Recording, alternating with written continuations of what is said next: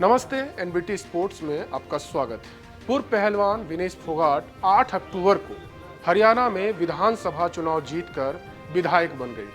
कुछ दिनों पहले पेरिस ओलंपिक के दौरान जो हुआ उससे भारतीय खेल जगत न केवल शर्मिंदा था बल्कि अगले 100 सालों तक खुद को ठगा हुआ महसूस करेगा। अखाड़े में दांवपेच सीखकर अपनी महत्वाकांक्षा के दम पर राजनीतिक सीढ़ियां सफलता से चढ़ने वाली विनेश राजनीति में कितना सफल रहेंगी यह तो समय बताएगा, लेकिन उन्होंने आपदा को जिस तरह से पॉलिटिकल अवसर में बदला वो बहुत ही हैरान करने वाला नहीं रहा है। विनेश फोगाट का राजनीति में एंट्री का प्लान क्या रेसलिंग प्रोटेस्ट में बना, ये सवाल है। हालांकि ये कहना गलत होगा कि पेरिस से लौटने के बाद उनके राजनीतिक करियर का आगाज हुआ।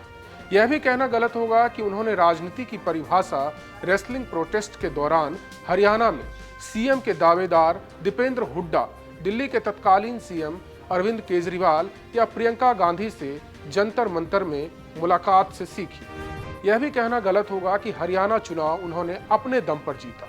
यह कहना भी गलत होगा कि विनेश सिर्फ रेसलिंग प्रोटेस्ट की वजह से राजनीति में आई हैं। दरअसल विनेश फोगाट हरियाणा की उस फैमिली से आती हैं जिनका मान सम्मान पूरी दुनिया के लोग करते हैं। गीता बबीता ने रेसलिंग की दुनिया में वो कर दिखाया जिसकी भारत और खास तौर से हरियाणा में किसी बेटी से उम्मीद कम ही होती थी। उनके बड़े पिता महावीर फोगाट का बड़ा नाम है। उन्होंने खाप पंचायत की नाक के नीचे बेटियों को रेसलर बनाया। समाज के ताने बाने सहे लेकिन डटे रहे। पहलवान बनने वाली फोगाट फैमिली की बेटियों में विनेश एक है। यही वजह है कि महावीर को हरियाणा के दबंग राजनीतिक परिवारें सलाम ठोकती हैं, सम्मान देती हैं। विनेश की चचेरी बहन बबीता फोगाट बीजेपी में है। विनेश राजनीति को समझती है, उसके फायदे और नुकसान भी। बृजभूषण शरण सिंह रेसलिंग प्रोटेस्ट और विनेश फोगाट का एक साथ उदय होता है। यह तो रही उनके परिवार की बात। अब बात करते हैं पॉलिटिकल प्लेटफॉर्म की।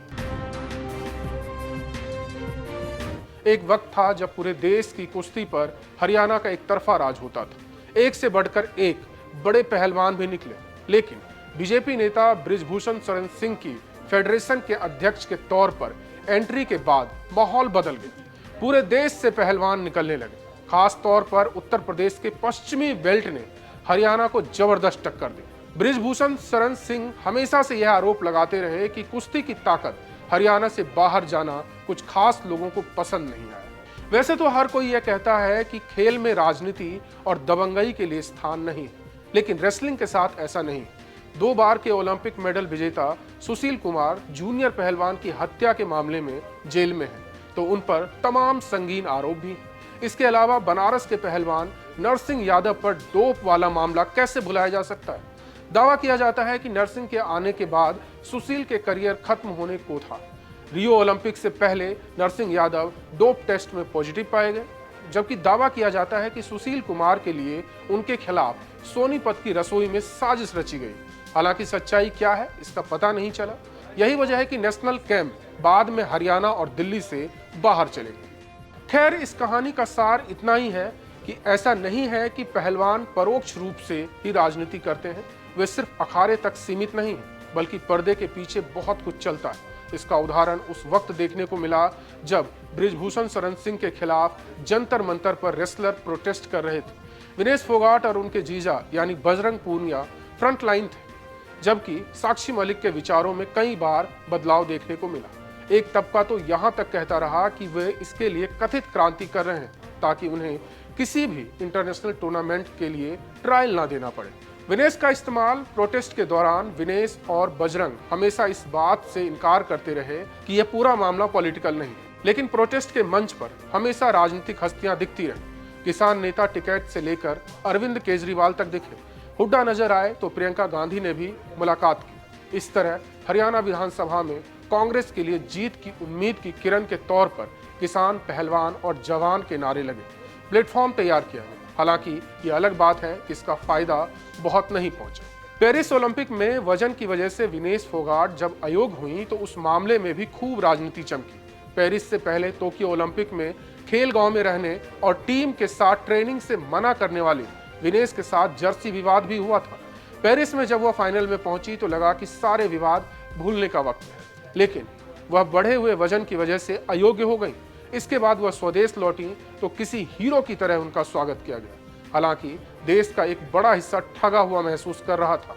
उससे पहलवान विनेश से मेडल चाहिए था, लेकिन मिला उसे एक विधायक। राजनीतिक महत्वाकांक्षा में रिश्ते तोड़ दिए, फिर भी परिवार से विनेश को आशीर्वाद मिला। लंबी लंबी रैलियां निकाली गईं तो उन्होंने अपने राजनीतिक करियर को आगे बढ़ाते हुए कांग्रेस ज्वाइन करने में देर नहीं की। हालांकि उनके इस फैसले से उनके बड़े पिता और गुरु महावीर फोगाट खुश नहीं थे। वह भतीजी से उस ओलंपिक मेडल की उम्मीद कर रहे थे जो गीता बबीता नहीं लेकर आ पाई। बावजूद इसके बीजेपी से जुड़ी फोगाट फैमिली ने जरूर चाहा होगा कि विनेश हर हाल में चुनाव जीत जाए, क्योंकि अखाड़ा चाहे कुश्ती का हो या राजनीति का, बात यहाँ फैमिली के सम्मान की थी। एक गुरु अपनी पहलवान को भला हारते हुए कैसे देख सकता है।